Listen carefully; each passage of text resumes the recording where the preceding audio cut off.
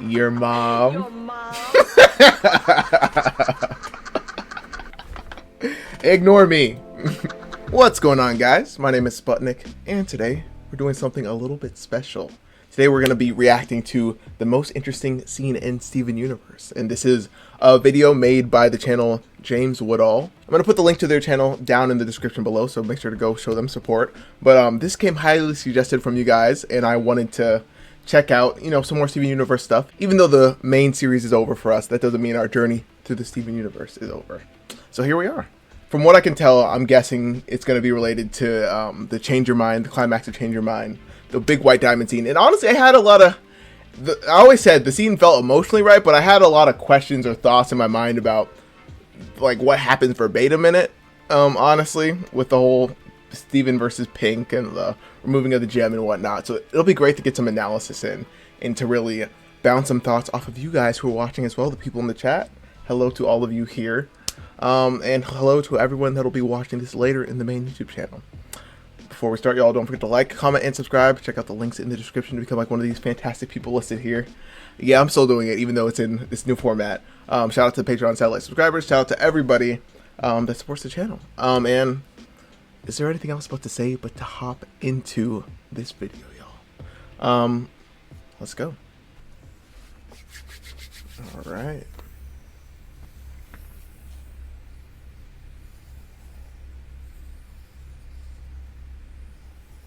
Oop, there's those diamond eyes. Oh my god, why is this actually horrifying? Was she this creepy in the scene? I guess she was. Oh my god. Why am I getting traumatized like I was there? I am not Steven, but it was quite the scene. Yes, she did look that creepy, okay. It's time to come out, Pink. Damn, I forgot how good the animation here was here.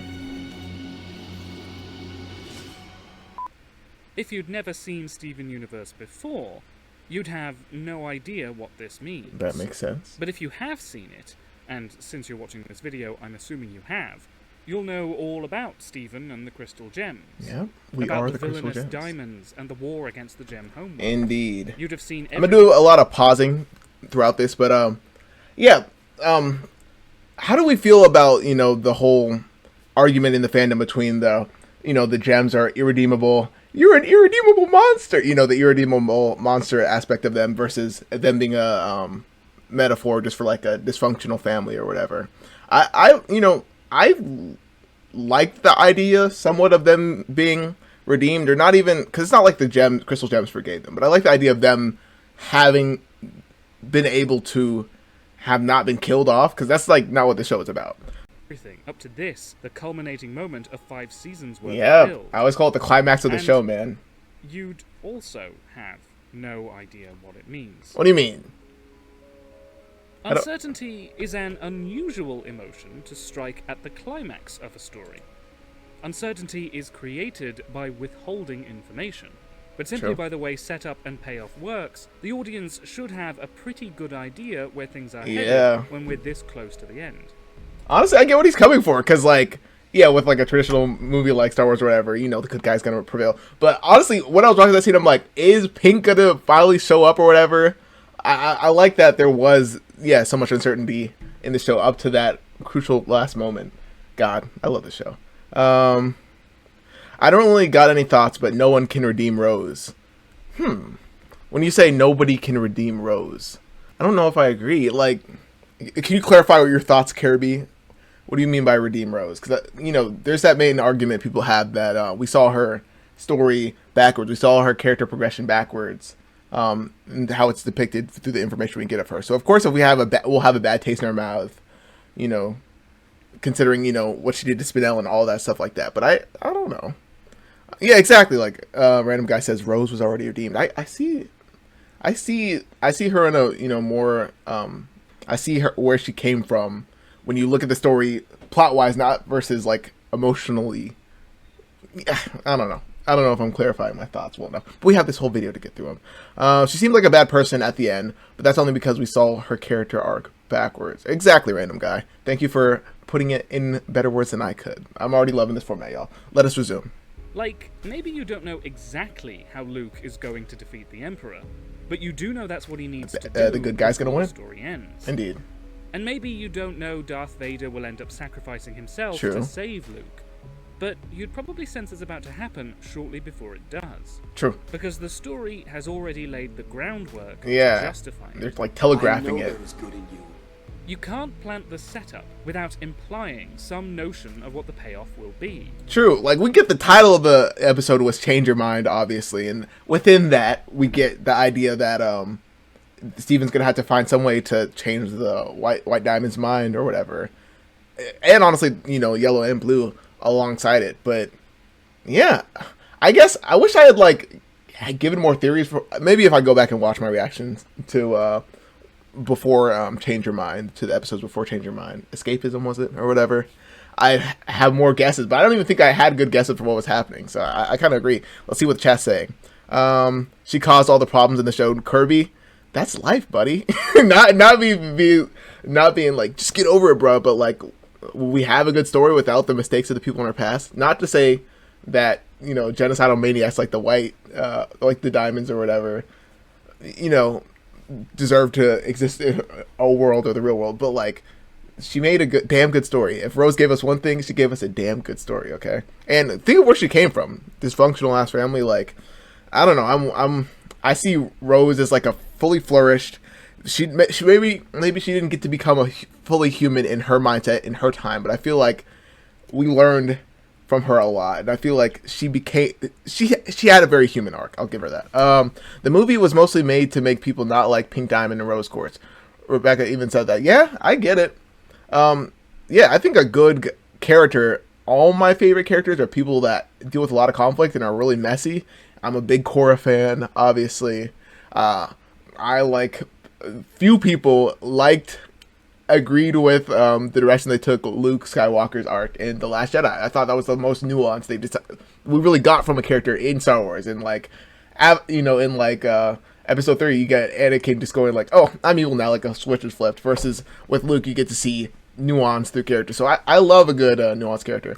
I admit she was selfish and she didn't know how much she meant to other people. Yeah. That's understandable because of who she grew up with. Yeah.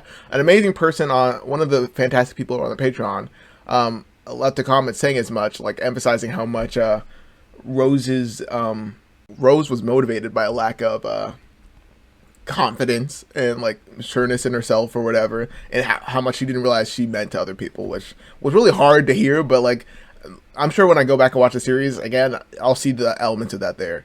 To me, I see the show as a message in saying how one person can affect thousands. Very true. For good or for bad. That's one thing the show definitely says. Rose did good or bad. Exactly, random guy. If we're like this, you got it. That's what makes the payoff satisfying. I'm talking a lot. Let me lock in, okay? Otherwise, the audience wouldn't recognize the payoff when it happens. Mm-hmm. Steven Universe's ending works the same way, of course. Yep. It pays off years of setup and reaffirms the core message of the show.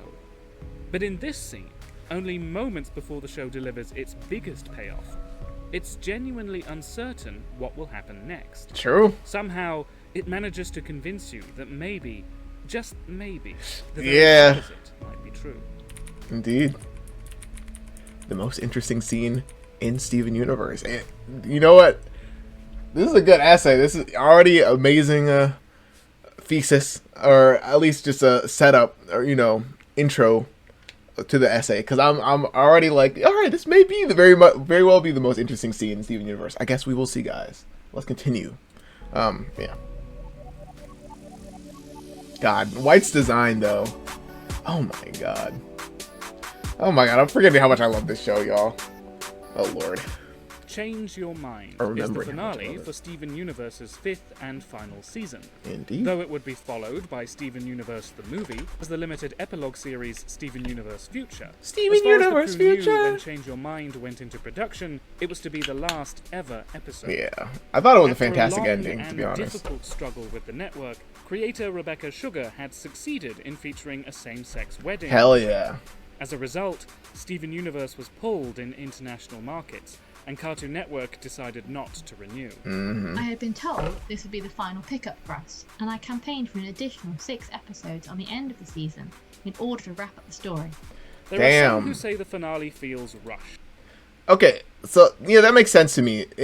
People have talked about the show feeling rushed towards the end, and I must agree, definitely. But I feel like they pulled it off rather well for what they had the time available to. But yeah, it totally makes sense that they wanted a whole other 26 episodes to play out what happened here. I feel like, honestly, given their restraints and how I respect the team, and especially Rebecca, for sticking to their guns. Of like, you know what, we're gonna have this same-sex marriage in here. You're gonna have to deal. I love that. Yeah, let's go. And knowing what we know about its production, there's probably some truth in that. But I will gladly accept a rushed ending for the sake of this kind of representation. True. I think they made the right decision. Were perfect. We wouldn't have hot dogs. Ain't that the After truth? the wedding episode aired, Steven Universe won the 2019 GLAAD Media Award for Outstanding Kids and Family Program. Nice. It should have won everything. LGBTQ+ representation is What still show was often this? an uphill struggle in Oh, of children's course, entertainment. Bubbling. But Steven Universe... No spoilers. No spoilers. Was that She-Ra? Holy fuck! I didn't see. We know now Damn it. this wasn't to be the end of Steven Universe. And personally, I don't think the story is complete without the movie and Future. True. I love what Nevertheless, Future despite did. its troubled honestly. production, Change Your Mind still... I'm gonna be so honest. It's so weird going back and watching this show. As I was watching it, my brain wasn't processing that Steven's voice actor was getting older. Like, I was like, oh yeah, he's relatively the same. It's been like a year or two or whatever. But obviously, this is like a 5-year or more length or whatever that he's been recording for. Now I go back and I hear audio of him recording, and you can tell it's like an older teenager straining to do like a younger kid's voice. Like, hey, but I don't know. He did well enough at it. I didn't see who she was kissing. Kid God, gotcha. But yeah, that was risky. That's the one thing about doing video essays. That was a little risky. Yeah. serves as a satisfying and definitive conclusion, particularly due to the final confrontation between Steven Hell and yeah. White Diamond. God, I gotta rewatch Like, Change Your well, of Mind. course It's so Steven's good. gonna win the day, right? But there was just enough there. Oh my god, I forgot these existed. This is from like there's Steven Universe documentaries, right? I'm gonna have to watch those now. You realize that, right? Oh my god, there's official Steven Universe documentaries, right? At least for like the show, right? Like, I feel like when that happens and there's that commercial break, I feel like there is a genuine tension of like, you don't know what's gonna happen. Yeah. You enough that it could go either way. Is Steven really Steven? It's a question that should have an obvious answer. Yeah. Steven, as a character, has always championed the show's core message of self-acceptance and freedom of expression. True. The idea that his own identity is a lie should be laughable, and yet, Yeah. White Diamond makes a very convincing case, to the point Steven and we begin to believe her. White Diamond is going to break the entire show. This moment of Oh my god, this is getting heavy indeed, because that is so true. White had me convinced, or throughout the whole show, I would constantly bring up like, just not getting how Steven was able to be his own being, even though Rose transformed or whatever. And I think that episode where they kidnap the Crystal Gems, kidnap baby Steven in the snow, really helps like drive that home that we were in a similar mindset as the viewer, or at least I was, to like how Rose and they were feeling. Were like, Rose is just pulling some long con and she's gonna show back up. And you know, it'll end up like she was tricking all of us, but no, she's gone. Which is oh, when Steven screams that fucking chilled me, y'all. Y'all don't be talking about no silly stuff in the comments, all right? I don't, just ignore it. Act like it didn't happen. I don't want nobody talk about it. certainty works, because the show has withheld crucial information from us. True. However, it's also a payoff, because the show has been building the case against Steven's identity for a long time. That's what I'm saying. All right, Without us I'm not crazy. I'm not crazy for constantly being like, is Rose gonna show up eventually or whatever? Oh my god. Yeah. necessarily realizing that's what it's been doing. How many episodes is the podcast? I might have to, just in my spare time. It's not like I'm gonna react to a podcast, but I would love a Steven Universe podcast just to listen to. Steven has two halves, gem and human, which technically means he is a fusion.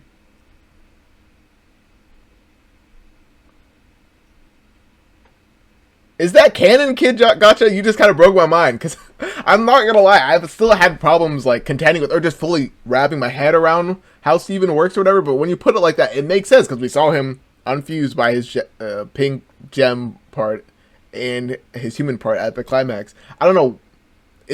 How do we feel about that in the comments about what Kid Gotcha just said? I mean, it sounds right, but like, ay. All right, part 1. Here we go. Doubt. We've been yapping for how long? And I'm just getting to the first part of the video essay. That's how you know it's good, y'all. Yeah, Kirby, I feel the same way. I've been wondering for years how Rose made Steven. All we got is Rose turned into Steven. Yeah, but again, that's what the video essayist said. He said the show withheld information from us purposely, which I think was used to great effect. All right. Steven Universe has always had a subtle approach to communicating information. Yes. There are. Oh my god, and that scene right there, that's the scene where when Steven like learns his mom was a Shatterer, right? And then Rose is like, or Pearl is like covering her mouth or whatever. I can't wait to go back and watch the show and see all the little sprinkles of oh my god, hints to what the story would become. So good, man. Good episodes. Good world building takes time. Exactly. I don't What may really seem see like a filler frivolous story in Steven might Universe. actually Oh my have god, they're most that room for good. imparting crucial information. True. For instance, Back to the Barn is mostly a fun story about building robots, but it also True. teaches us a lot. I loved about that world episode. Culture. That was It when is I the was first was time we like learn that gems are not appreciating, realizing how great of a character Peridot was. Pearl. She's a made-to-order servant, just like the hundreds of other pearls being flaunted around back on Homeworld. Yeah. There's hundreds of pearls? Oh my god, I gotta give huge props to this show's world building. I don't know what another show, because even when you could say episodes like nothing happened or whatever, honestly, leave in the comments which episode do you feel like was the most fillerish or like the least important. I'm sure I can come up with something that I feel like we learned or was of value or informed the characters in some form in the show. Maybe Rose made a reproductive system just like how Amethyst made a digestive system in order to eat. You're not wrong there. I think I've heard someone theorize something similar, but that makes complete sense. You've been listening to the podcast recently, and there's 50 plus episodes. Ooh-wee! It's really fun and cool. I recommend. How far into the series did they start the podcast? Because that's 50 plus series episodes is awesome. I was asking ChatGPT how Pink Diamond faked her shattering one time. Oh my god, Keba, is AI gonna save us, y'all? Is AI really gonna tell us the truth of the story when it's like an emotion? That's the one thing I feel like the most of the show like has been able to express is like, we could talk about the logistic stuff of how things work or whatever. You can go the Star Wars route where you're going into, you have to have this high of a midichlorian count to use the Force or whatever, or you can just go with the emotional answer, which is like Rose really wanted a baby and she she wished on a star and she tried really hard. I don't know. I feel like we'll never get an answer that satisfies us, like in the literal sense. But not like I wouldn't try to. Like, we can continue to try to theorize. I love me a good theory. All right. Drawing our attention to it, the show has equipped us with the knowledge we need to understand what's coming next. Is that another pearl? My diamond. Not all pearls know each other, Stephen. In the whole show, it's like we find a way to introduce one concept in one episode, and then another seemingly unrelated concept in another episode, And then they another, and then another, and then another. all come and then later together. It's like you need all of those to understand that this thing means this. Oh my god. I don't know how y'all did it. Like, if you were just catching this show as it aired randomly over time, because even me watching episodes back to back to back and getting so many comments, sometimes it'd be hard for me to remember stuff that happened in the show. So I'm sure super fans, would rewatch episodes a ton of, but still, if you were just watching this through cultural, vaguely like how I would watch any show at the time, I feel like I would miss so much. And I feel like the twist wouldn't hit as hard. More, the show Garnet's Universe. I loved Garnet's Universe when I watched it for the first time. I thought it was unique. I love it. If at least we get, the advantage of seeing a different art style, that's always going to be a plus on my list. But I could see that. I see where you're coming from, Mayday. What happened in Onion Gang? Oh, that was just like the little Clarence gang of kids or whatever. But that was showing Steven going out of his way to help people. It's still like, and not wanting to make Onion feel alone. But I feel like there's other episodes that communicated that. So I can see how you could call that filler.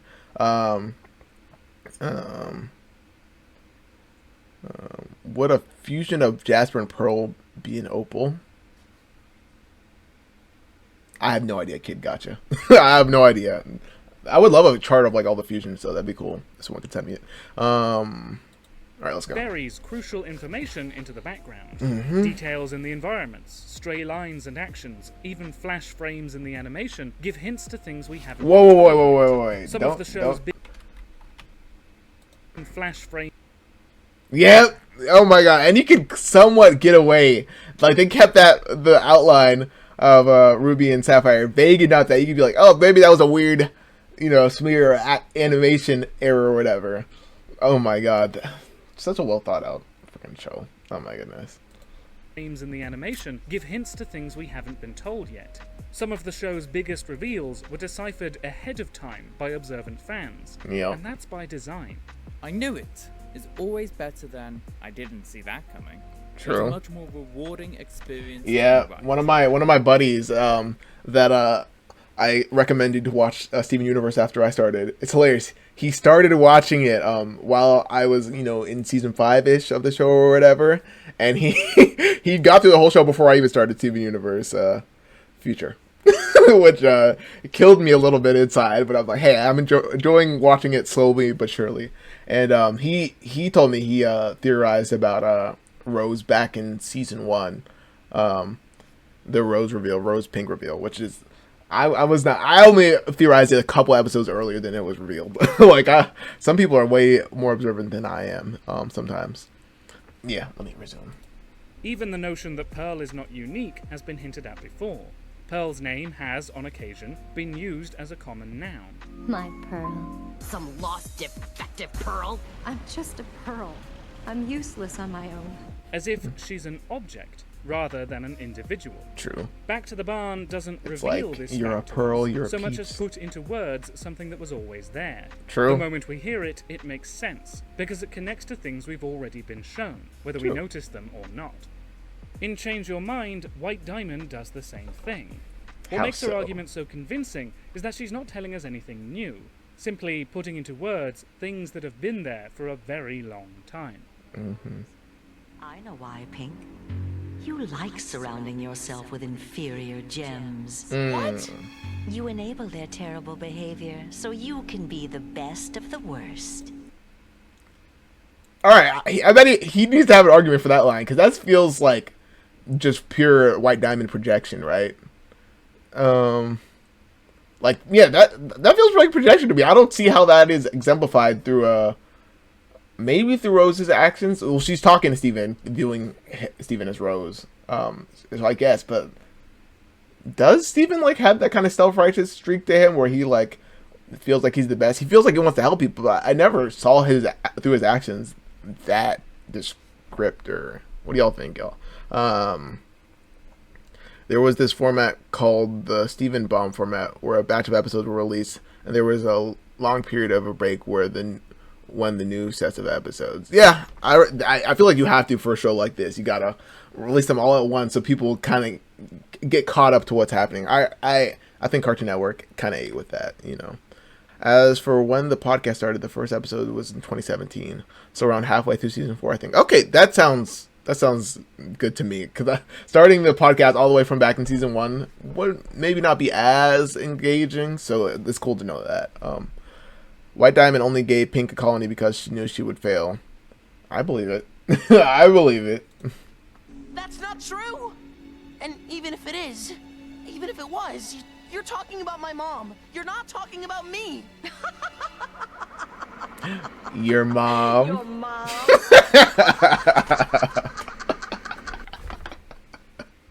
Ignore me. Your mom. Oh Lord, rose quartz. Steven is the first and only half-human, half-gem in the entire universe. There's never been anyone like him before, and nobody is quite sure what this means. That we know of. The details of how Steven was conceived are left vague. Yep. This is a family show after all. But we do know one. Hey, I mean, yeah, I don't know. Greg, yeah. Steven looks like Greg, so it's no way that she made Steven completely herself. So things probably did go down. Okay, we know how it works. We know how that works. His mother Rose no longer exists. In order to pass her gemstone down to Stephen, she knowingly sacrificed herself. Stephen, we can't both exist. I'm going to become half of you. Why would Rose choose to stop existing? She didn't have a choice. Did she love her unborn son so much she was prepared to sacrifice herself so he could live? Or did she want to become him because she no longer wanted to be herself? Please answer this for me, Mr. Video Essayist, because I'm not sure.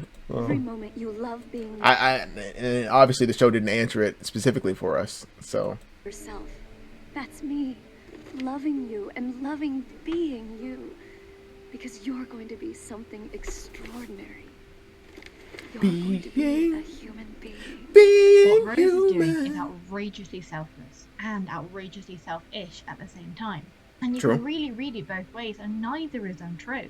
I agree. Whatever Rose intended, she is gone, and Stephen is here instead. Indeed. Nevertheless, there's enough ambiguity. Honestly, that was one of my favorite aspects of the earlier seasons. Just the reality of, like, Stephen having to contend with the actions of the people that came before me. Like, that's, you know, always some great storytelling where the world feels lived in and stuff like that. But I loved it, especially when he was younger, just not really understanding at all much about his mom, and just having that childlike reverence for her, especially with how much the crystal gems deified her. Like, I love that. His progress of his relationship with his mom through the show was pretty awesome. Definitely. Ambiguity here for the show to play with. Rose, it's me. It's Pearl. Are you in there? Blow twice for yes. All of Stephen's powers, super strength, defensive bubbles, healing abilities, the power to float, and plant powers, are abilities his mother had before him. His shield. Is the plant power separate from healing? I guess no, because he can make plants sentient. So yeah, that is a separate power. I never viewed it like that. I always viewed it as like an extension of his healing power, but probably a mix of both, I guess. Shield is even emblazoned with her emblem. That shield, that symbol, you have the power of rose quartz. Oh, son of a bitch! Not me just realizing that the shield God, Sputnik. Hey, this is why we're doing this. Shield, that symbol. That it has like rose vine, like little. That's what the little triangles on like the vine are. You know what? I told you guys I'm not quick at catching these things. All right, but I'm glad to finally notice this detail. And that's like the rose petals right there in the center, right? Somewhat. I don't know. Maybe I'm just crazy. What are y'all talking about in chat? Shapeshifting affects gems when they do it for too long. Pink Diamond did it for over 1,000 years. So you think she was dying, Kid Gotcha? I mean, that makes it. But that's the thing. She's a diamond. Like, who knows what the limits of what a diamond can do are? Like, if regular gems don't regularly die, I can see her getting exhausted. But like, it being possible for it to kill her, I don't see. I don't know if I see that. I like that line in particular. Bit column A and column B, but it's not both of them together. If that makes the most sense. I get what you're saying, Raphael. I just noticed that too. Yeah, you just noticed the detail of the shield. Yeah. This show is beautiful, man. You have the power of rose quartz. We can presume Stephen inherited his powers along with the gemstone. But can we be sure Rose's powers are all that's left of her? Stephen has a lot in common with his mother. True. They're both as genetics work, free-spirited, and able not to see personality beauty in wise. things others might not. Maybe these traits could be hereditary. After all, Stephen takes after his father as well. Even so, there are moments when Stephen behaves so much like Rose, people who knew her struggle with the distinction. Oh my god, Sometimes an amazing episode. You even sound like her. Do you remember Yeah. this place? I'm not gonna lie, when I first watched this episode, I was thinking about this a couple days ago. I was like, why are people hyping this, Rose's scabbard? Why are people hyping this episode so much? It was like, it was alright. It was just Pearl being a little dramatic baby the whole episode. But, obviously with the full context of the show, I get why this one hits extra hard. But yeah, no, I love this episode now. Any of her memories? That's exactly what she said. It is you, isn't it, Rose? Why won't you just let me do this for you, Rose? Yeah. And when gems from Homeworld see Stephen... How do we feel about the whole Pearl and Bismuth pairing off? Do y'all feel like that was kind of half-assed towards the end of the show? I guess just like kind of, you know, with Korra and Asami, we're starting a relationship rather than, you know, it's showing that, oh, these two are like deep in a relationship. But still, like, I feel like it would be nice to have gotten more nods towards the end of the series of that Pearl Bismuth pairing. I would have liked it. I don't know. It's just me. Has Rose's gemstone. They assume he is her. Rose, why do you look like that? Is that rose quartz? We should shatter her just for looking like that. Damn! Stephen can't convince him otherwise. Oh, I forgot. I was thinking that was like after they knew Stephen was Rose, or whatever, but that's back at like season 4, episode 2. Misconception, if it might work to his advantage. I'm someone the diamonds will want more than any of these humans. I'm Rose Quartz! This is what I'm talking about with the Stephen voice in the later seasons being very obviously like he's old as hell trying to do this young kid voice. He still pulled it off though. It's just funny to me how it stands up. All right, focusing up. He often encourages the misconception, if it might work to his advantage. I'm someone the diamonds will want more than any of these humans. I'm Rose Quartz! Yeah. I need you to know who I am! Look. Yeah, the Stephen sacrificing himself scene, I hated that so much. Just because it was, yeah. And I'm glad, you know, Future went into that. How much his self-sacrificing nature and his desire to help others was, like, self-harm, in a way. Like, let me rechat. Kid Gotcha. She was shape-shifting before the shattering? How so? After being shattered, she reformed to be Rose all of the time. She basically flipped her gem. Oh, wait. Oh, yeah. No, that makes sense. A random guy, like her having reformed into... Yeah, that's what I viewed it as. Like, not that she was holding the shapeshift. It was that she reformed. Yeah. Oh, y'all are talking about that in chat. All right. Pearl the bird mom. What do you mean bird mom? Audio's good. Thank you. Thank you. Aquamarine is the gem version of Hermione from Harry Potter. Hermione isn't a complete bitch though, like Aquamarine. How? Tell me you don't see the resemblance. Are Stephen and Rose one and the same? No. The show repeatedly reassures us the answer is no, by championing the qualities that make Stephen uniquely himself, and revealing details about Rose that make her a less admirable character. Nevertheless, by always returning to this comparison, the show keeps the idea fresh in the back of our minds without directly confronting it.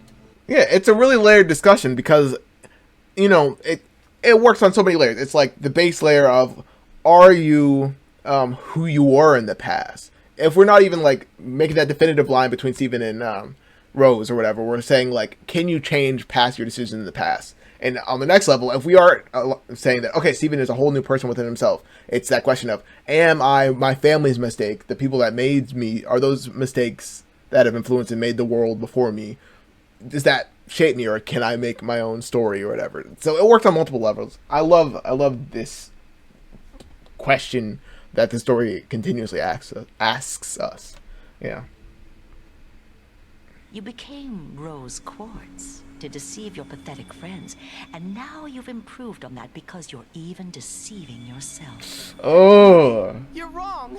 Why could White gaslight me? Why could White have me questioning like, damn, am I my parents? Am I my mom? Like shit. Not my mom.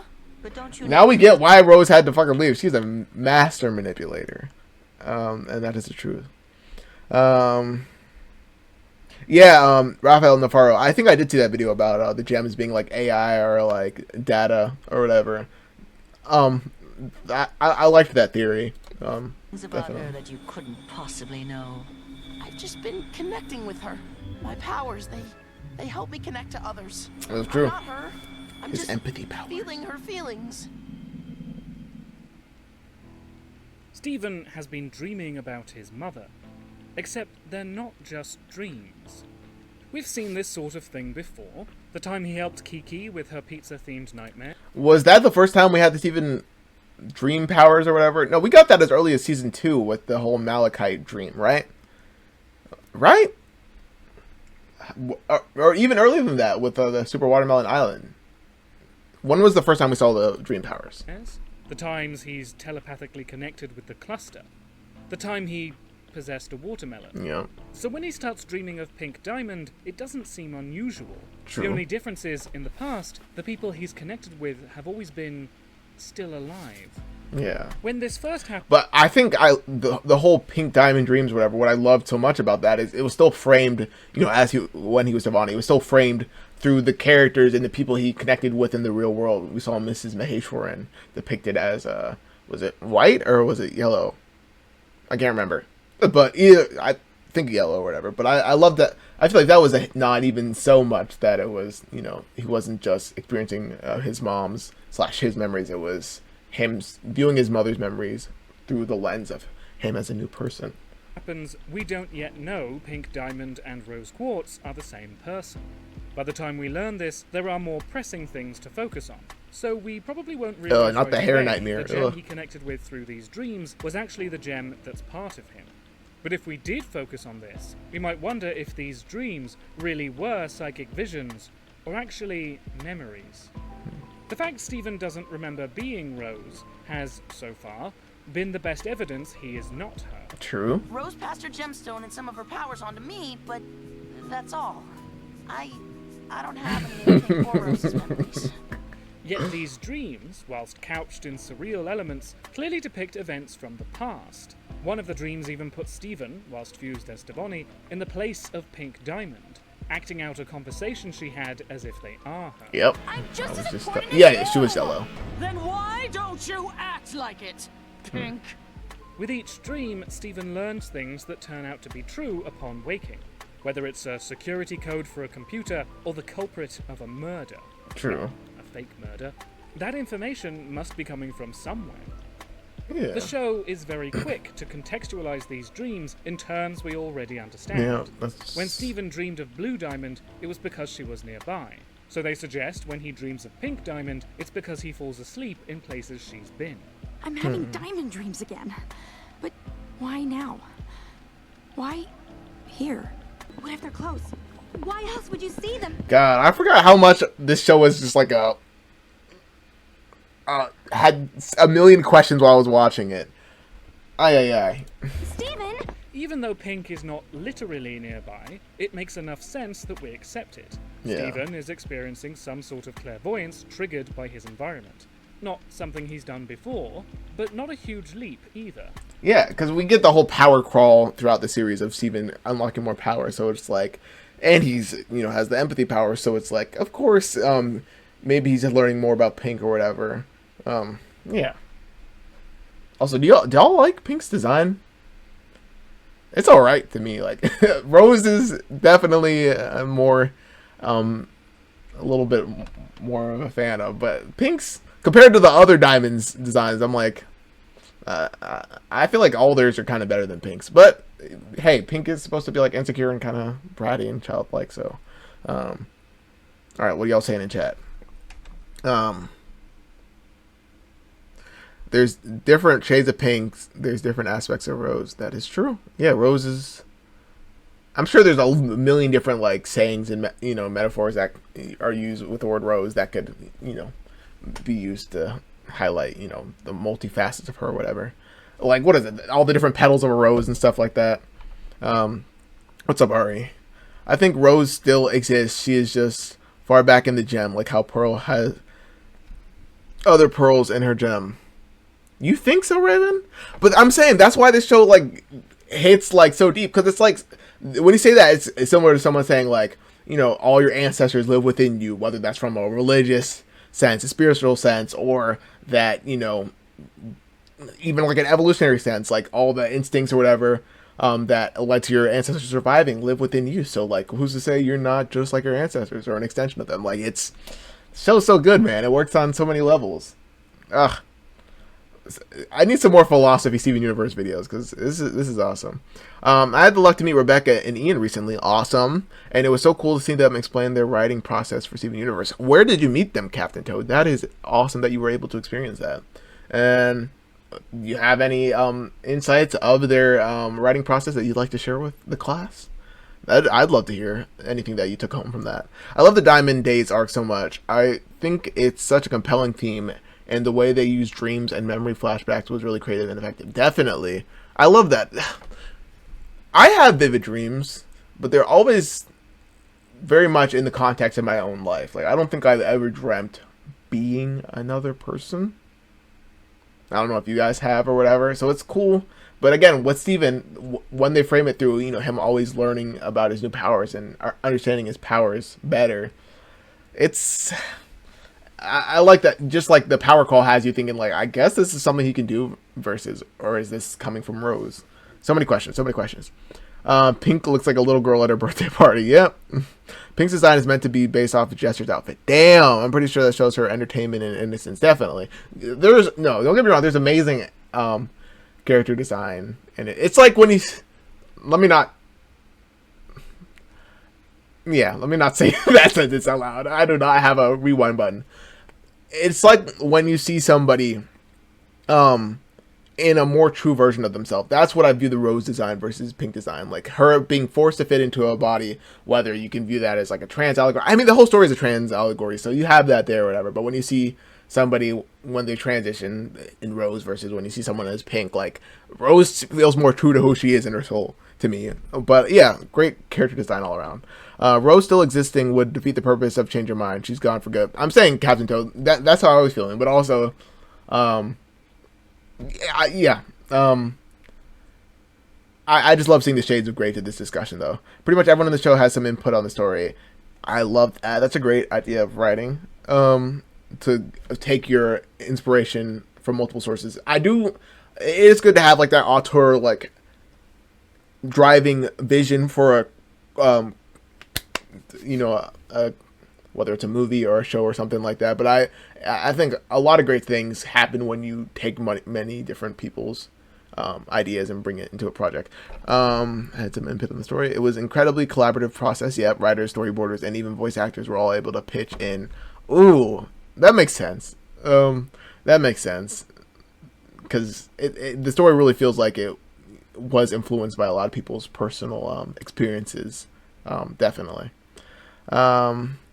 I think it's more saved data in the gem. Raven, I'm saying that's what I'm saying with like us, like, like the instinctual stuff that makes you.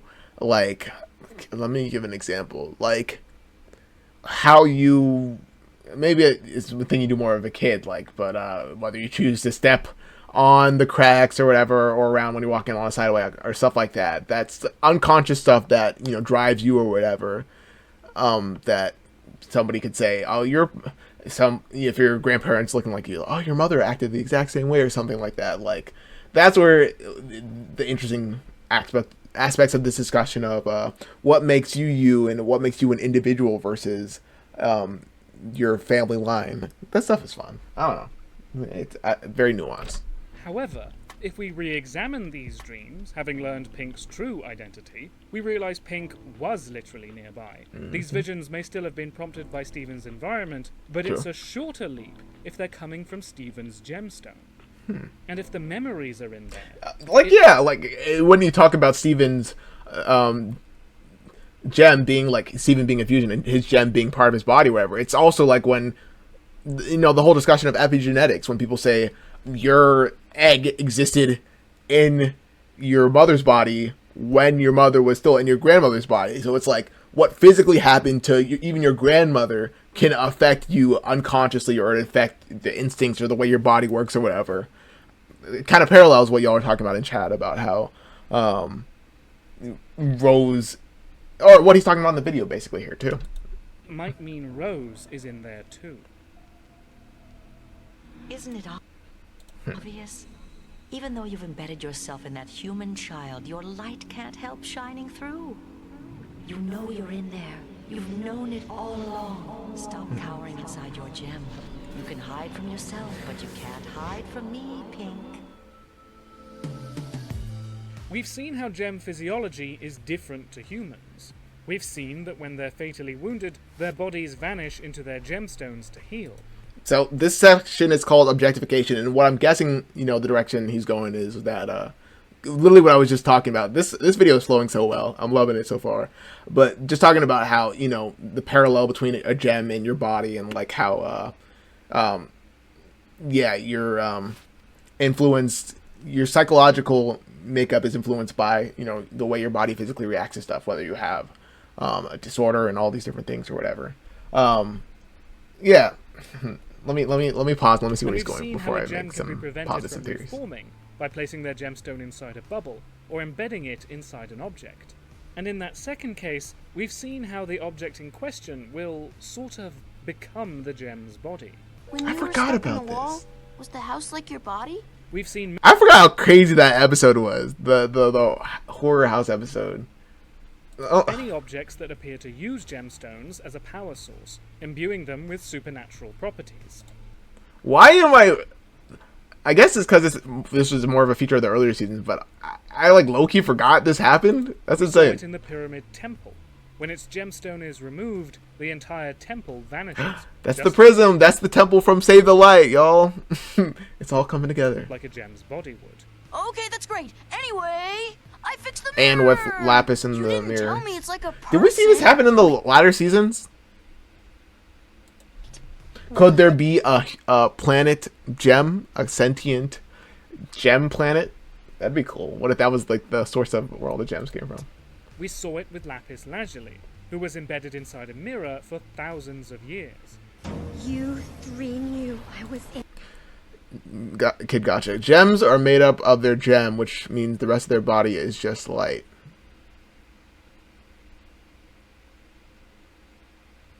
Yeah. Okay. Yeah. I mean, yeah, I understood that. In there. And you didn't do anything. Did you even wonder who I used to be?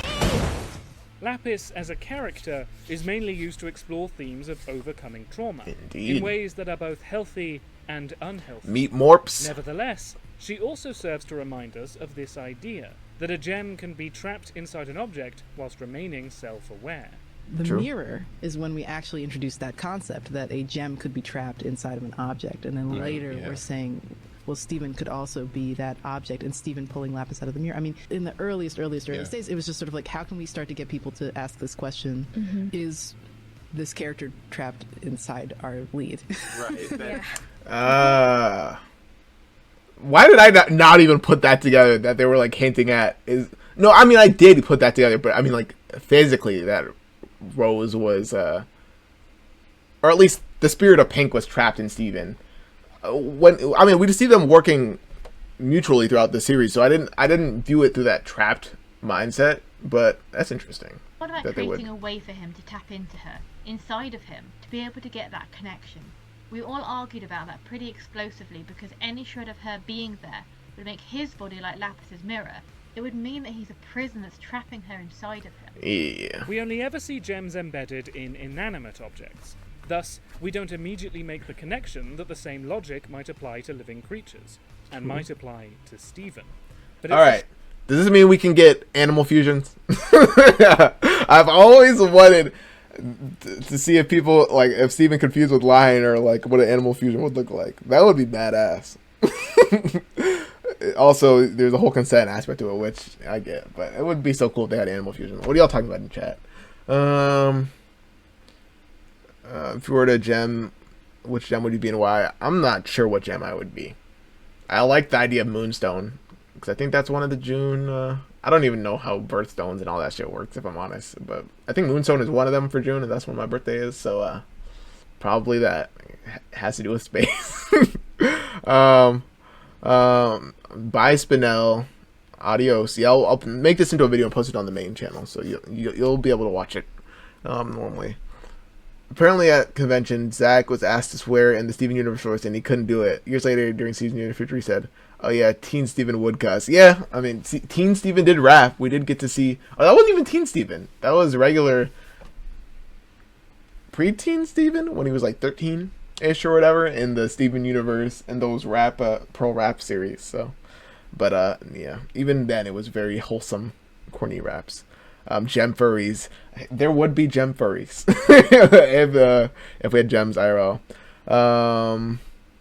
Yeah, it's an amazing video so much. I've been yapping so much in it. That's how you know it's a good video. But we're about halfway done. Literally, we're halfway through. So let me resume. And I gotta lock in because I don't want to forget the thread that we're following with what he's talking about here. Short road to walk. And once it's pointed out, it's a very compelling theory. Because we've been told a lot more about how embedding works. We know how it happens. We know the harm it causes. And we know there's only one way to fix it. Another thought I just had: have we seen a diamond be poofed? Have we? And could the diamonds be bubbled? These are questions I have. And I'm sure there's some super obvious answer that I am completely missing, because I do that a lot, but hey. So, with all three of these ideas, the show gives us all the information that forms White Diamond's argument, without focusing our attention on the crucial implications. And the final story arc, the Battle of Heart and Mind, repeats these three ideas with greater intensity. Yeah. Once again, Steven impersonates his mother, this time travelling to her home planet, literally dressing up as her, and taking her place in Gem society. Subsequently, the thing that's hard for me is because you could, like many mindsets in the world, you could take what White Diamond is arguing throughout Change Your Mind and twist it and turn it into a positive message. You know, it's always great to take different perspectives on things and take people's mindset. But if you take what she's saying fundamentally is that with her negative twist on it, she's saying all you're ever going to be is pink. All you're ever going to be is a small little box I put you in since you were a child. And you are just fooling yourself if you think that you could ever grow into being something different, which is obviously which is a horrible thing to say to your child, obviously. Versus if you could take her saying, just put it through a filter of, like, you know, a positive filter. You know, you have the wit, the humility. You have these positive aspects of pink or whatever, and you or whatever, and that's still in you, even if you think your mother is gone. You know, I don't know. If I had to take my mind back to when I had to write essays for school or whatever, I could write an essay from the perspective of White Diamond and why why pink being in Steven could be a positive thing. I could make that twist. Maybe I'll do that after we watch the episode, but I don't know. Maybe I'm completely off here saying that, but like, you could take the argument that, you know, you still have elements of the past in you in a positive light. Maybe, I don't know. Maybe I'm being the devil's advocate here. Maybe that's dumb. The Princess Gauntlet, a series of princess-themed tropes, all of which dehumanizes Steven further. Yeah. Oh, the wicked set. Damn! Let me get this out of the way. Because I know there was a lot of princess elements going on here, but when you put it like that... Okay, and so in episode 17 of Future, we have Steven... Indy pointed out while we were reacting to it, the Steven, when they go homeworld bound, right? Steven drops his, one of his shoes, right? Just like Cinderella. I'm putting stuff together. They probably mentioned that in this video, though, but, I'm putting stuff together. All right, subtitles back on. A series of princess-themed tropes. Getting a ball, clothes made by mice. Walked in the tower, true. We all stepmother. To have each princess story chip away at his integrity until he's almost ready to believe it when White Diamond says that he never really existed at all. Oh, no. When you phrase it like that, White Diamond saying he never existed at all. Yeah, it's like she's trying to get him to. I know.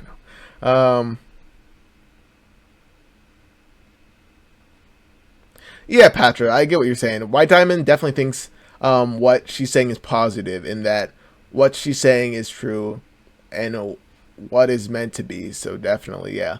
Yeah, like White Diamond, but that's only because she's trying to fit the world into her mindset of, you know, her being at the top and her will always being right. So yeah, definitely. she thinks it's positive because it will reinforce her worldview and her power in this my diamond in this world. But yeah, Diamond MC Bear, dreams, which are more intense, more surreal, and more frequent. They start to bleed with reality, so that Stephen can't always tell when he's dreaming. Again, these dreams place him in the role of Pink Diamond, sometimes even transforming him into one. It still fits the theory that it's triggered by location. When he's in Pink's room, he dreams of the room. When he's in the tower, he dreams of the tower. True. But it's mixed up with visual metaphors about Stephen's crisis Oh of my God. identity, suggesting that looks so good. And instead of gems being trapped inside objects, we see gems that are objects. Yep. The walls Yes, the talk, sentient statues walls. blink, the bridges and Yikes. buildings have faces. A comb sings as it combs. And then, oh my God, that's never forget what they stole from us. Imagine getting multiple episodes in Homeworld. Imagine getting like a good, even just like 4 episodes where they really get to flesh out Homeworld culture a little bit more. We get some cool settings in Homeworld or whatever. We see more of the rebel groups there. I mean, we got the off colors or whatever, but just it really would have been nice. But that's why I'm excited to play Unleash the Light, because I know that's set in Homeworld, so I'm excited for that. But yeah, Sugar drew inspiration from the films of Busby Berkeley and the artwork of Boris Artsy-Bashev. Ooh, The idea of people as props is so disturbing to me. that Being is part of the trippy as hell. That's furniture beautiful. And that being attractive or lovely is just so fascinating to me. Objectification. And so I wanted Homeworld to be representative of that. The whole mentality. As well as representing Yeah, the with the little dehumanizing pebbles. culture of Homeworld, it's also evocative of gems embedded in objects. Yeah. A more sinister version of Lapis and her mirror. Yeah. So by the time Stephen faces I love that. That's some good parallelism. That's literally how you do a damn story right. Take elements that we had at the beginning, like back in season 1 with, Lapis. He's saying everything I want to say better than me, but Lapis being put in an object or whatever against her will, and then ramp that up, make everything bigger in the Homeworld aspect of it. Things are similar but the same. One thing, I don't know, a lot of people talked to me when we were getting to the end of, in season 5, and they talked about the parallels between Stevens, the dynamics of, well, actually, I posited it myself.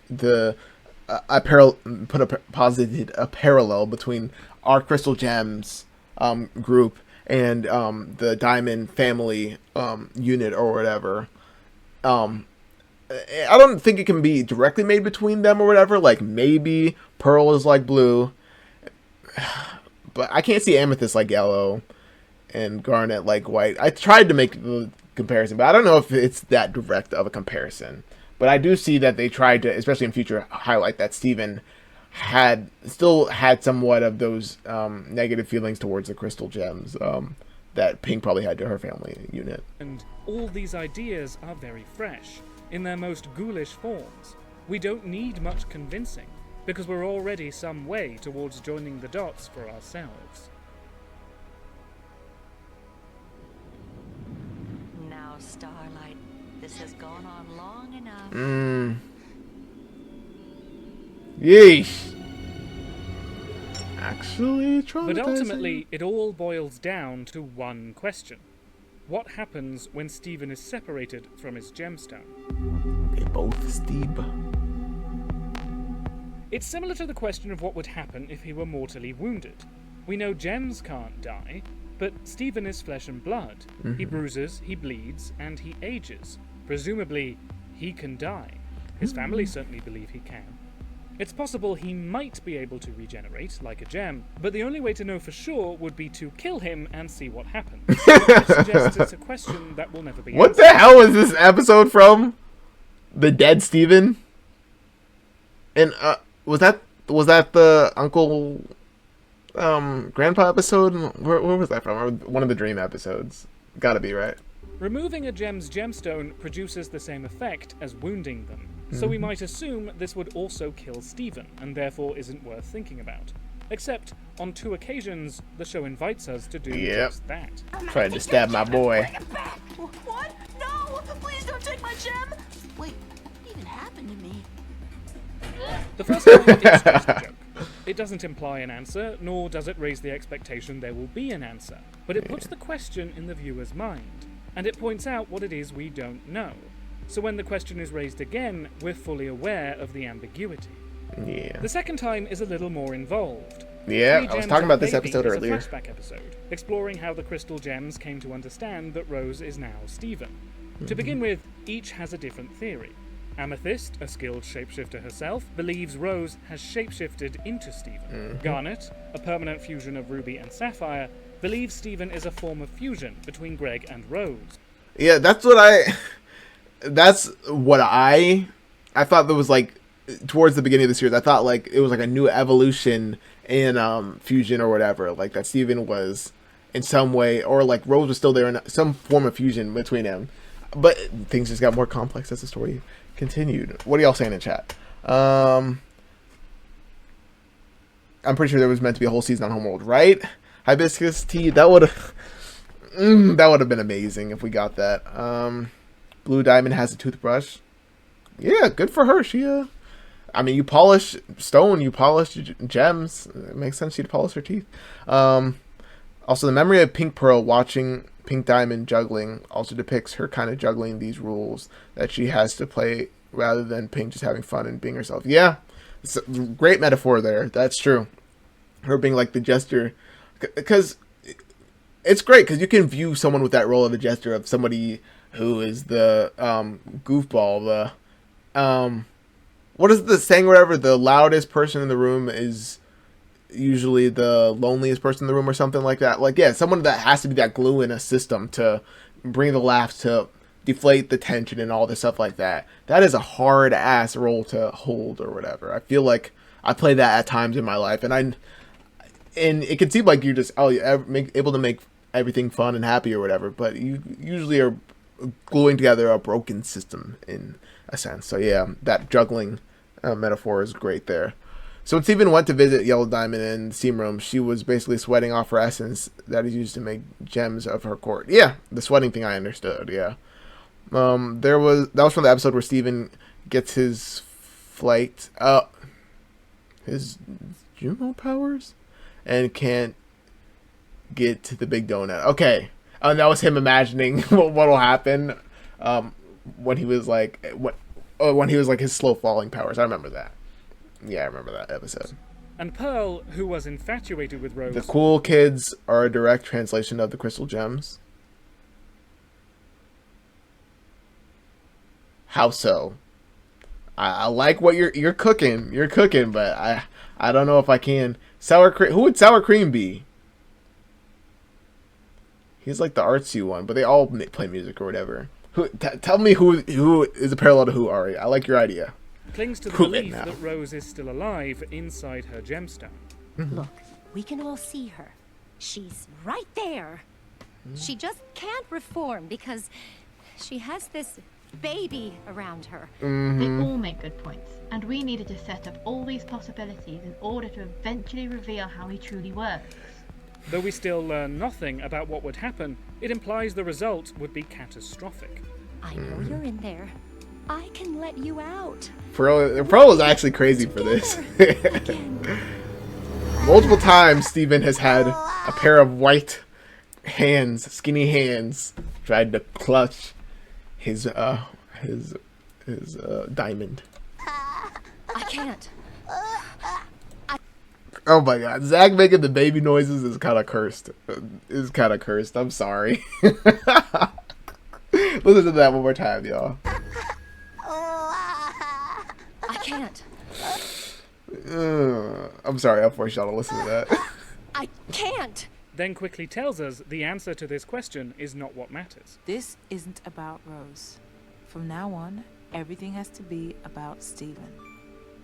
True. This episode has revealed nothing about what would actually happen to Stephen without his gemstone, but it has taught us what we should think about it. It's an affront to Stephen's identity. We've seen what happens to gems without their gemstones. We've seen what happens to objects when an embedded gem is removed. To even attempt removing Stephen's gemstone would mean not caring about Stephen Great at all. point. Great point. It's like the ultimate symbolism of like discarding, Steven's personhood or whatever. Because, I mean, gems inherently, especially the diamonds, view lesser life forms as inherently disgusting, as like toys or whatever, like animals. So, all y'all looking down on me for saying fusing with animals would be cool, just know you're gem racist, okay? You're a gem supremacist, okay? Yeah, I'm calling you out. You better let me fuse with a goldfish, okay? I want to do it.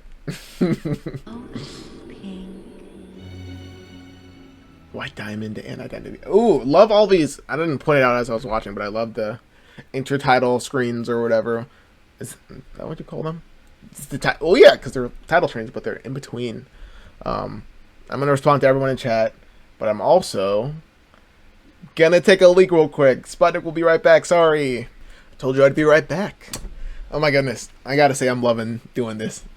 Guys, this is pretty damn awesome.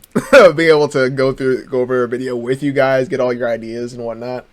Thank you everyone in chat that showed up. I'm loving this video thus far. All right, we got like 2 sections left basically.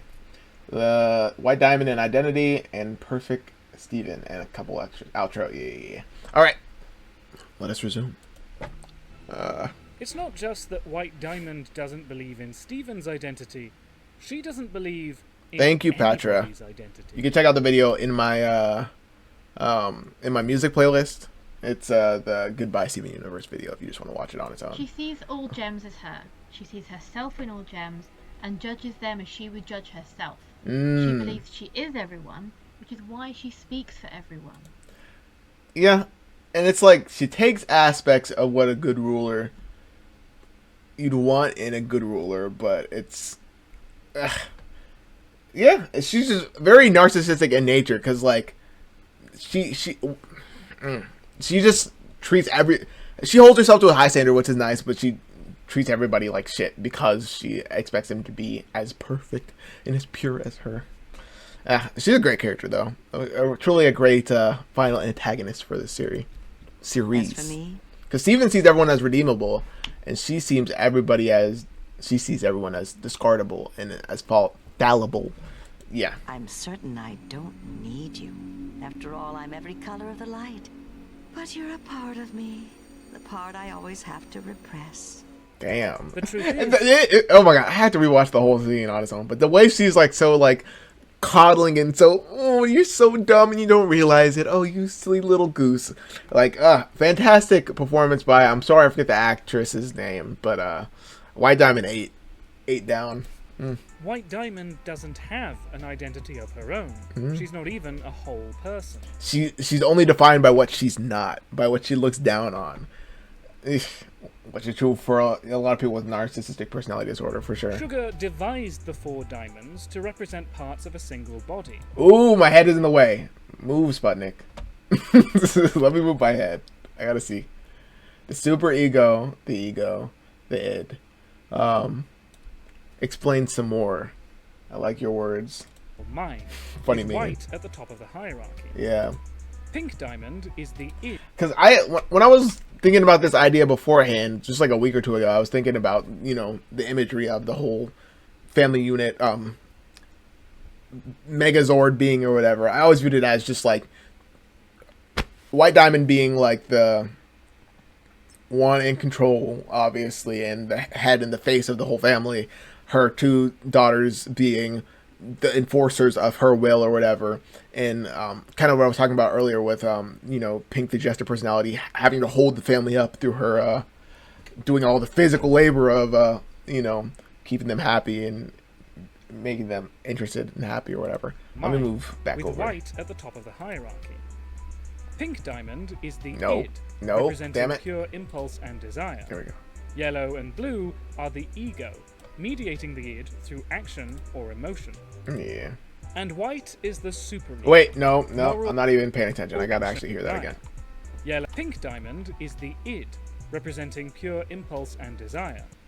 Okay. Yeah, she's like the more emotional person, more human, being human version. Yellow and blue are the ego, mediating the id through action or emotion. That very much rings true. Yeah, being the mediator between the highest and lowest, pink and between pink and white. Yeah. And White is the superego, moral judgment that aspires to perfection. That is very true. She's not just a tyrant, she believes her very purpose is to decide what is correct and exercise what is not. White has the power to replace a gem's identity with her own, speaking for them, and removing all the impurities that give them color. Yikes. There we are. I've removed their flaws. I forgot how creepy this was. Oh. Sparkling through them. Oh Lord. They are brilliant. Now they are perfect. Now they are me. Hey, guy. Sugar drew inspiration from I can now that I watch this again, I get it. Steven, when he tried to poof White Diamond, I was like a little like, damn, Steven, but I can get how interacting with her would be the most traumatizing thing ever in your life. Like, my boy, I get it. I get it. Let me check in with chat real quick. What are y'all? They were all right technically. If Pink was kind of the jester diamond, it makes me wonder if she saw part of herself in Spinel, who was made to entertain her and projected her own punishment onto her, being forced to self-isolate. Bammy, you ate with that comment. Holy shit, that is so true. Yeah, it's like, and we like to think, or a lot of people have communicated, they like to think of her,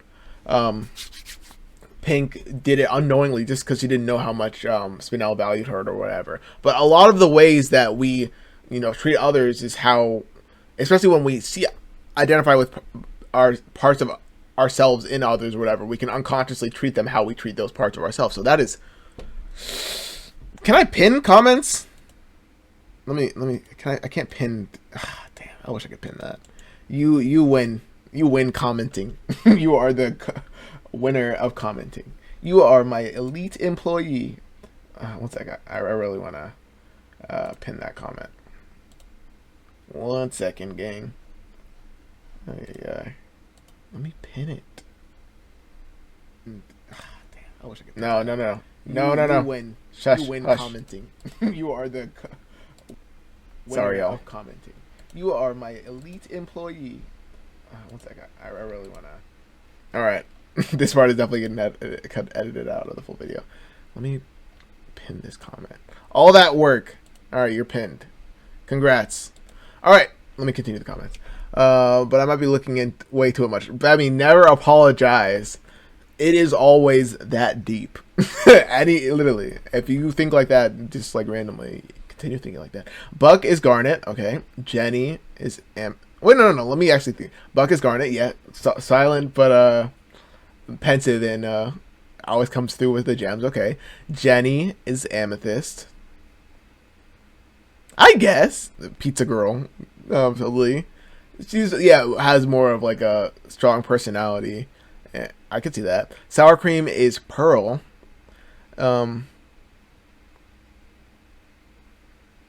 He's not that emotional though. I don't know. I view Pearl as like the not over emotional, but very emotional. That one has me like, but I see where you're coming from with the others. Somehow, I don't know. I've read about it on the Steven Universe wiki. Hey, if it's in the wiki, that means it's true. The editing for the back screen is still good. Thank you. The part, this part lives in your head rent free. All right, let me continue with the video then and stop yapping. All right, let's go.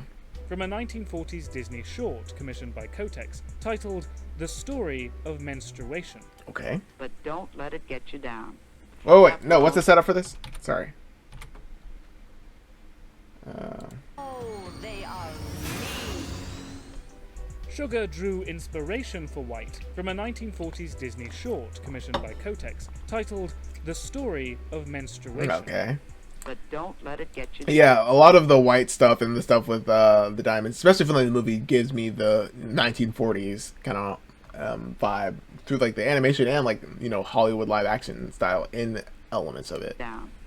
After all, no matter how you feel, you have to live with people. You have to live with yourself too. And once you stop feeling sorry for yourself and take those days in your stride, you'll find it easier to keep smiling and even-tempered. It leaves this sobbing person behind, and I was so struck by that. I wanted White Diamond to be that voice that tells you that you can't express yourself. Yikes. It would be unpleasant for you to burden others with whatever is going wrong with you. Yeesh. That damn. That is so true. That is very yikes. But I mean, a lot of PSAs from, honestly, even up to the 90s, are very yikes. So in the earliest days of Steven and just being like, this is what Homeworld is. Where Steven represents self-acceptance and self-expression, White embodies repression, shame, and denial. It sucks. It sucks. It's crazy that so many people in power probably start out with like the optimism. That's one thing I'd love to see if we ever get more backstory on the diamonds. But I don't know. I feel like it could only ever just complicate things even more. But start out with the optimism of Steven and somewhere along the line end up being like Whites, and it's In order to fix it, we'd have to admit that it's broken. one of my favorite bars of Steven Universe. In order to fix it, we'd have to admit that it's broken. Yeah, and like, yeah, White's, I'm saying stuff that I've said before a million times, but White's mindset leaves her fragile and weak to any bit of outside by only viewing herself as pure and everybody's mindset as negative and something to be other, to be pushed away or whatever. It leaves her fragile too when, oh, what if someone else is right? What if things do need to be fixed? That's the show. Why does the top of the star look kind of like Yellow's helmet right now or whatever? Want to hear it? But it's the truth! What White doesn't realize is that by punishing her fellow diamonds like this, she is harming the body. The Diamond Authority is divided against itself, and it's Literally. not sustainable. This sort of familial dysfunction ought to be the sort of problem Steven is great at solving. In the past, he has always defeated his adversaries through compassion and understanding. But this doesn't work with White. Y'all remember when Peridot was like long? Remember towards the beginning of the series when she was like long? They made her so much cuter as the story goes. But I know there was like the arm extenders and stuff too, but I swear she was animated a little bit longer, if that makes sense. I don't know. Always defeated his adversaries through compassion and understanding. But this doesn't work with White. White Diamond, my name is Steven Universe. I'm here to... Your mom. We've been causing quite a scene, haven't we? Steven cannot teach her to embrace her flaws because she believes she has none. He cannot appease her self-doubt because by her very nature, she cannot doubt herself. He cannot even encourage her to consider his perspective because she can't. I have another show or series that I've been watching that's on the top of my head. That a character reminds me so much of White Diamond that I cannot. It'll come to me. Cannot conceive of any perspective outside her own. She cannot see Steven as anything but another one of Pink's foolish whims that must be corrected. Steven cannot appeal to White as if she were a person, because she isn't one. White Diamond isn't like us. She isn't even like them. At first, this... And this speaks to like one of the things I talked to even at the beginning of our Steven Universe journey about, like, when I was just questioning, what is this story trying to drive home through having the gems, and what does a literal physical gem represent? And it's literally with the whole Love Like You song and the whole theme of the show being about becoming human, being human, and all that or whatever. It's that a gem is a perfect, in quotes, but a stagnant, unmoving object that is kind of formed. The formed by the world part maybe isn't as important, but literally it's just supposed to be like, a perfect, unmoving, unchanging object. So having White Diamond, the main antagonist of the series, literally be the biggest version of that, the epitome of that, is just solid writing. It seems like it was something that was obviously the plan from the beginning, because it makes so much sense. Works to White's advantage. The final confrontation is only her second scene, though her presence has been felt for a long time. We know her by reputation, but have no clue precisely who. Oh my god, those sandals though. White Diamond is intentionally designed against the grain of everything else we did on that show. We had been avoiding certain markers of femininity for the gems, but we gave them all to her. We wanted her to have all these hallmarks of an old, stifling standard of beauty. That is White's evident. design is evocative of a bygone age, inspired by 20th century artists such as Winsor McCay and Nell Brinkley, as well as actress Hedy Lamarr in Ziegfeld Girl. It's another connection to the idea of people as props, as well as conjuring dated notions of femininity, whilst also making White seem distant and ethereal. She's not part of Oh my the god, same why world. does the look eat though? is this oh my god. I don't know. I'm sure that over time people have, reclaimed elements of this a style or whatever to embody, more modern forms of feminism and stuff like that, but like yeesh. Why does like fascist and like let me stop. Nothing I say after starting that is gonna make sense or be reasonable. All the other characters reside. She is meant to wrong-foot us. Before we meet her, much is made of her short temper. We'll be lucky if she ever speaks to us again after this. Yet she turns out to be saccharine and calm. Hello, Starlight. You certainly gave everyone a scare.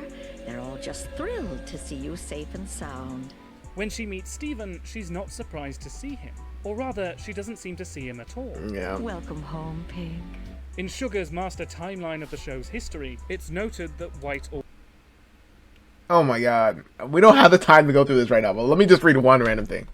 And my head's in the way. Sorry, gang.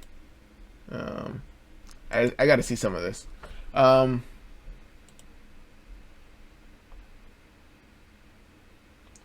So these are all all color coded by character, right? Blue sinks into a deep depression and hoards all things that remind her of Pink. She feels responsible for her interventions failed. Yeah, it's. Oh my god! If someone has the full image for that, let me know. Share that with me. Sorry, let me check it out in chat. I think it'd be like an indirect way of her punching the other diamonds because it made spin-off for Pink, so her abandoning her was sort of way of indirectly doing it to them too. Yeah, I see that, Bemmy. I see where you're coming from there. All right. Always knew Pink Diamond survived the Gem War. She knows about Rose Quartz, and she knows about Stephen. She even knows about Stephen's dreams. So when her argument starts ringing true, it feels like maybe she does know more about this than we do. She is so certain she's right, while we are full of doubts. Mm-hmm. White Diamond is a very simple character. But that is precisely why she works so well. Just like a damn her rock, limited like a identity gem. is what makes her so unassailable to Stephen's empathy. Yeah. But it's also what proves to be her downfall. Told her. That's what I said. That's what makes her weak, bro. All right, what's this last section called? Perfect Stephen. That's an interesting title to end things on. We've been thrown into uncertainty. We cannot predict what will happen next because the information has been deliberately kept from us. We've been told. And I'm sure the creator has said as well enough, but it's honestly, I get why this is considered one of the best finales of a show of all time, because literally to be able to set up so much uncertainty in an audience when you're at the exact climax at the end of a show is like, sheesh. So good. So good. We don't know what will happen. We've been told whatever does happen will be bad. We've been told what White Diamond thinks will happen, and though we don't want to believe it, all the evidence we've been given supports her theory. Yep. Our enemy is certain, while we are full of doubts. Mm-hmm. Cut to commercial. And when we come back, the show confronts us with this. The two Steves. Ah.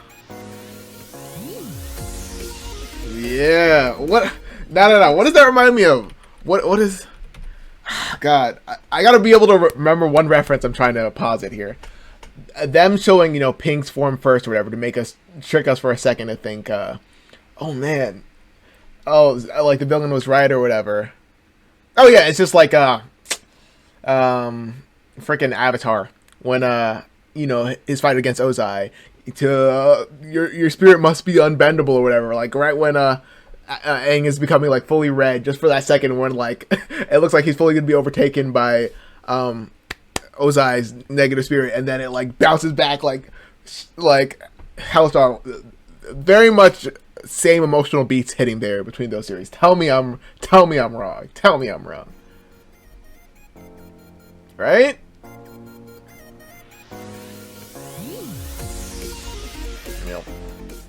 and it makes perfect sense. Stephen has been split into two halves. One, his human half, frail and weak without the power of his gemstone. The other, his gem half, pure power without emotion, compassion, or yeah, that's something I wasn't able to put into words. How they showed like Stephen's gem half, his power half was so like unemotional. Great way of putting it. That makes so much sense to me. Pure power. What's y'all saying in the comments? I was gonna ask if you've seen this. You need to look at the whole timeline. It's crazy. Some stuff is reacted for viewers. Oh, boo! Even at this point, when did they release the timeline? They better show us the whole timeline. No redacted stuff. That's dumb. If y'all have the link for it, throw it in chat. I would love to check that out. Would love to see you go through it. Yes, I would love to go through it too, Patra. We're continuing our journey to the Steven universe. Like, I'm not done with this show nearly. Yeah. I'd love to do more videos about it. I love the creative decision to cast classic Broadway actresses for the Diamonds. Yeah, I mean, they all have some good songs, so it makes sense. And Blue, wait, what's Yellow song? Yellow has a song, right? Does Yellow? I mean, Let Us Adore You. They all obviously have a song together, but yeah. Yeah, no, the voice acting in the show is fantastic. I can't really think of any weak point in any of the acting. Nope. Perry is still one of my favorites too. But I love all the voices so much. I've seen this video before. This one was good. It's an amazing video. What's going on, Tall Man? It's an amazing video. Yeah, it's such a fantastic climax to the show. It's honestly, oh my god. But am I wrong about it hitting the same emotional beats as Avatar? There's something there. Oh yeah, nice. Yeah, you referenced it. Okay, cool. Yeah, the part with Pink Steven reminds me a lot of Full Metal Alchemist. I will have to check that out. I've heard great things about it. Did they make a Full Metal Alchemist live action, and it ended up being bad, or am I crazy? I swear I heard about that. What's the use of feeling blue? Yes, and that one is. I can't even choose to say one of the best. It'd be cool if maybe I'd make a tier list of like the favorite songs or whatnot. But oh my god, I gotta get back to the video. All right. Without emotion, power of his gemstone. The other, his gem half, pure power without emotion, compassion, or empathy. What is this? Where is Pink? She's gone. Oh. Did you say? Answer me. She's gone. Oh my god. No, Zach killed it with the voicing that part. The "she's gone" gave me chills, honestly. We didn't have the information we needed to predict this, but it feels completely correct. Isn't that the one phrase I've been saying over and over throughout this? Whenever I reference "change your mind," I've always said it feels emotionally true. Like, when we were talking about our theories for like how Steven's body works and all stuff like that, I was like, all that, I'd love to get into the nitty gritty of that. But even this video, I didn't hone in on that much. It did hone in though on the themes and everything that went into making the decision they made for Change Your Mind emotionally true, is what I believe. Because the idea of it has been informing the show since the very first season. My original pitch for Giant Woman had ideas in it that we ended up bringing back for Change Your Mind. In its oldest versions, he fuses with one of the gems, and then at the end, when he unfuses, it separates out his gem and human halves. Ooh. And that was the original perfect, or Pink Steven story. So Steven was supposed to fuse with one of them in Giant Woman. Yeah, I'm glad they waited for later in the show for me, because just seeing Opal was already like broke my mind. Yeah. Calling it Perfect Steven mode. At this writers' meeting, we got into a heated argument over this. We all ultimately agreed that we could never do Perfect Steven, because Steven is perfect the way he is. True. The crew realized a concept that... Yeah, oh my god, I love that image right there. Because Steven is perfect the way he is. Steven reunited, just the pure image of self-love right there. Just beautiful. Who realized a concept that provoked such strong reactions amongst themselves was likely to do the same for their audience. They had inadvertently tapped into the core of the show, and decided this was the perfect idea to... I can't remember who in the chat said it, but that talked about hearing from Rebecca, Captain Toad, talked about meeting Rebecca and Ian.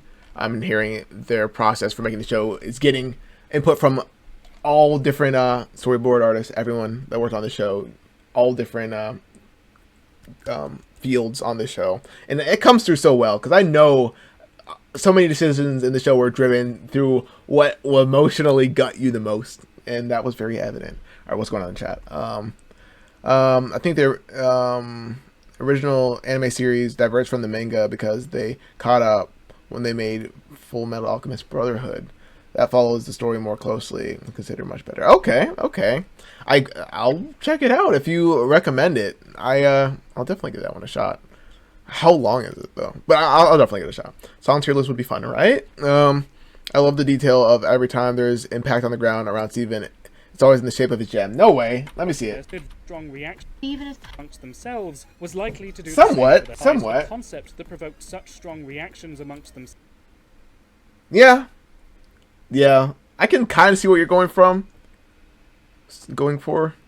Is this the Bemi? Is this what you're referencing when you say the impact on the ground looks like the shape of his gem? Definitely. Oh no, yeah. There's a pure circle around. I was looking for like the actual like geometric diamond top of the pattern or whatever, which is still kind of referenced there. But the perfect circle makes it evident that that's what they're going for there. What's up, Ash? Yeah, we're pretty much done with the video, but obviously I'll be uploading this as like a main channel video when I edit it down, so everyone can catch up there.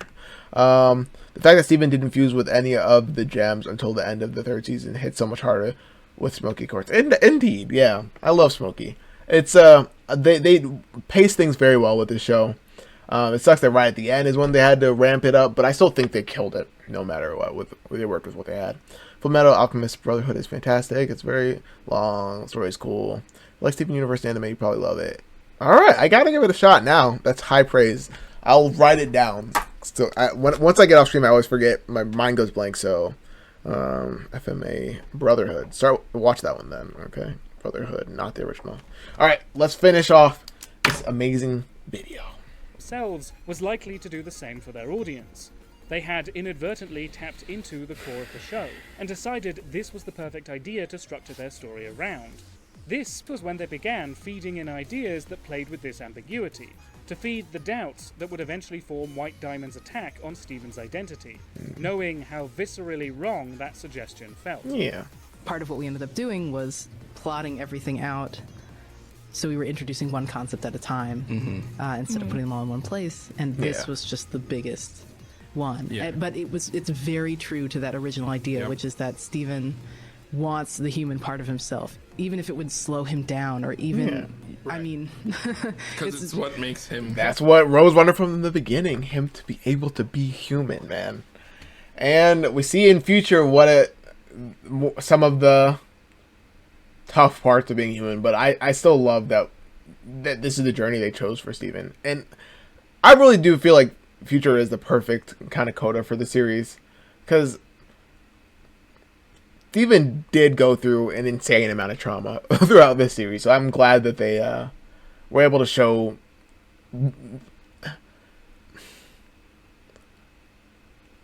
I would say like Future is kind of like the more realistic depiction of what a human deals with after dealing with all this gem nonsense or gem. That's what makes him him. Are you back Craziness. together? Are you? Yeah, I'm me. I've always been me. No! You are being done! Not her with the tantrum. Oh my There are god. some who say White Diamond's defeat happens too quickly. And No, for reasons we've feels discussed, true. maybe there's some truth to that. Nah, she But I've also crumbled. seen people call this a She redemption. crumbled. And I don't think that's what Change Your Mind is going for. Yeah. White Diamond doesn't join forces with Steven in the way Peridot, Lapis, and Bismuth do. She just changes her mind. You do not look like this. You do not sound like this. You are not half human. You're just acting like a child. Wait, not Steven and Connie like jumping and having fun. I didn't notice that when I first watched it. Hilarious though. You are not half human. You're just Yeah. acting like a child. I am a child. What's What's your your excuse? Because she's such a simple character, with no real identity of her own, the Yeah. concept of reality is shattered when faced with undeniable, irrevocable proof that she is wrong. She Indeed. cannot understand how somebody like Steven can exist. Yet here he is. True. I can't have a flaw. I'm supposed to be flawless. If I'm That's the one interesting thing that they did do with Future, though. I feel like they should have showed. I guess since we were really focusing on Steven, it makes sense that they allowed to show White and the other diamonds having healed so quickly, especially since they showed that they were pretty well put together even in the movie.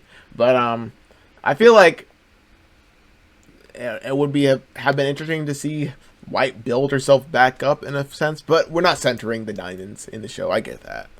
My head's in the way. It's the title of Jordan. It's the title of this video, the one you're watching right now. Not it's in the perfect, title. Sputnik watches. Who am I? If you're not Pink, then who are you? Who is anyone? If she is everyone and everyone is her, then her wrongness about him is a wrongness about herself and everyone and everything.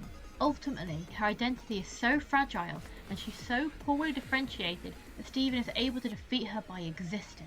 After Damn, 5 seasons a of bar. Stephen failing to convince his enemies to simply recognize him as who he truly is, to the point he himself begins to doubt it, he finally triumphs through the very thing White Diamond believed would utterly undo him. Yeah. In a story Being about traumatized. Hell yeah. how apt that the finale should push us right to the brink of believing that Stephen was never Stephen, Yeah. only to pull us straight back to Stephen being so undeniably Yeah, the show really puts us in the seat of Stephen. Like, we're always, I guess, deeply feeling his emotions because we've learned with him this whole way through the story. So yeah, they really succeeded in making us feel his emotions. The proof of it topples an empire. If you're a kid in Steven's position and you need to speak that truth to power, I can't think of a better story to tell than one where the kid in that position has the power to tell their authority figure who they are and mean it and have them understand it.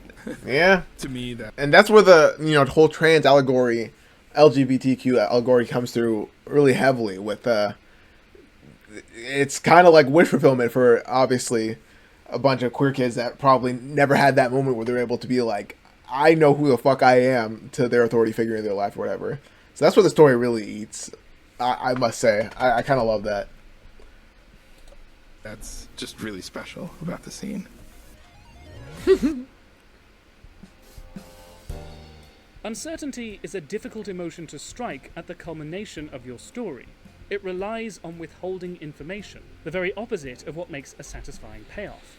Steven Universe manages this through very precise communication, planting ideas... Oh my god, I need to get a Mr. Universe shirt. What am I doing? I forgot those existed.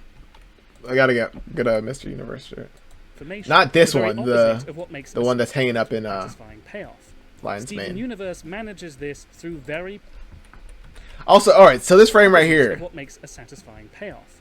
This was episode 2, right? And this is where people are saying that this is a direct hint or whatever to the fact that Pink Rose shattered Pink or whatever, the whole shattering reveal. How do we feel about that idea? People, someone commented that on my reaction to the first couple episodes, saying that this was, them, hinting even all the way back in the second episode of the show that's what the Rose Pink reveal. How do we feel about that? Do y'all feel like that's valid? I can see it. I can see it. Yeah, Bemmy, I loved Future too. I feel like they killed it with Future.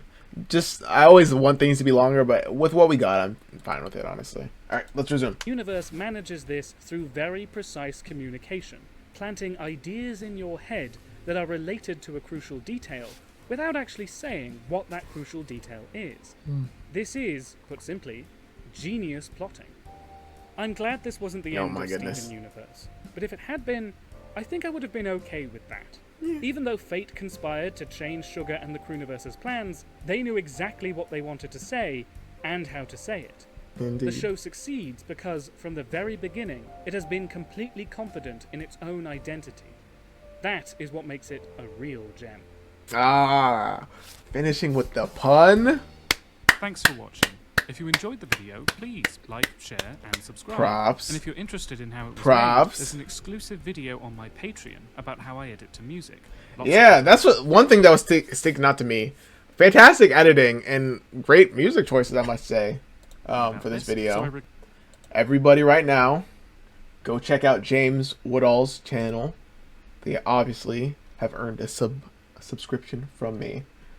we'll likely go support their Patreon as well. But I can't wait to check out more of their videos. This one was fantastic. I also have to give a shout out to the Steven Universe art books, which were extremely informative in writing this. I'm gonna have to buy them, aren't I? Ugh, the art books. If one of you guys ever gets a good connect on the art books that aren't like, they're like 100, right? The art books. This video, they're they come out. They're like $100 ish, right? Because I want to get them so bad. Yeesh. Do they have one for future?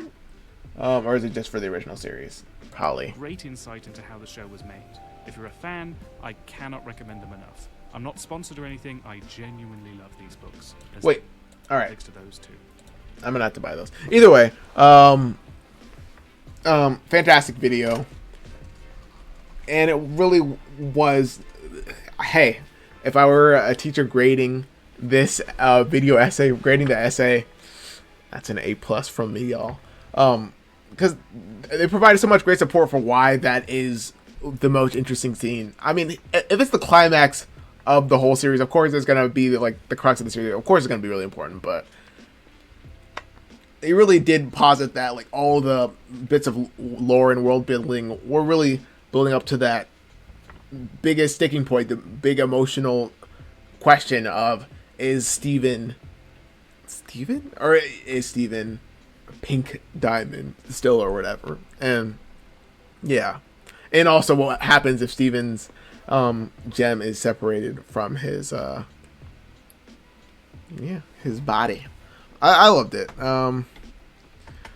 Let me check chat. I'm still fairly new to Steven Universe fandom, but I love it. Even inspired me to learn to play music. Hell yeah, the music in this show is the best. One of the best things I've ever experienced. That's why I'm currently working on Sputnik Universe, my Steven Universe cover album. It's coming along pretty damn swimmingly. No updates yet on when it's going to be released, but I'm just loving working on it because it keeps me close to the show. Fantastic music, and I'm just it literally is the show. The music makes the show. That's for damn sure. Black Cat, you looking at the books? That's what I'm saying. They're expensive as hell. But hey, Black Cat, in a world of AI art and all this stuff like that, I get them. And plus, it's not just art; it's like all the details and information about the show in the art books as well, or whatever. I totally get how an art book can come out to being $100. Honestly, I'm complaining, but we shouldn't complain. When I'm sure the show has influenced in. No, you're allowed to complain. Let me not police you or whatever. But I don't feel like I can complain about a amazing collection of art and stuff like that. So of course, yeah. Thank you guys for watching some more Steven Universe content with me. Thank you, James Woodall, for this fantastic video, and thank you guys for watching. I just said that. I said that twice. Let me fuse with the animal, okay? I still should be able to fuse. No, that's silly. But yeah, we got She-Ra videos. That's the current series that I feel like is the closest to Steven Universe that we're rolling through right now, which I'm enjoying, of course. Gravity Falls is still here, but after Gravity Falls is done, moving on to Owl House, which I know there's a lot of crossover with Steven Universe fans and Owl House fans, so just excited to continue that, I guess. Uke is awesome. I would love to play Uke. That's pretty cool. Violin is also dope, and guitar is extremely dope. A violin. Ooh, is it like one of those classic, like really expensive violins? I had a teacher that had I forget the name now. It's like one of those violins that there's only like so many of them were made or something like that. That shit was so expensive. He would carry it with him literally everywhere. People would joke about it. Shout out. I was almost gonna shout him out, but no, y'all don't get to know people I used to. Whatever. Oh my goodness. Thank you guys for the stream. I guess this is obviously where I should leave you for the evening. Thank you guys seriously so much for stopping by though. This was fun. We shall do it again. Leave your suggestions in the comments of more Steven Universe fan content. More. I know we still have to do other stuff, more closely related to the show, but we'll get to it. Just remind me in the comments. Thank you guys so much for watching. What's next? Take a moment, remind yourself. Take a moment and find yourself.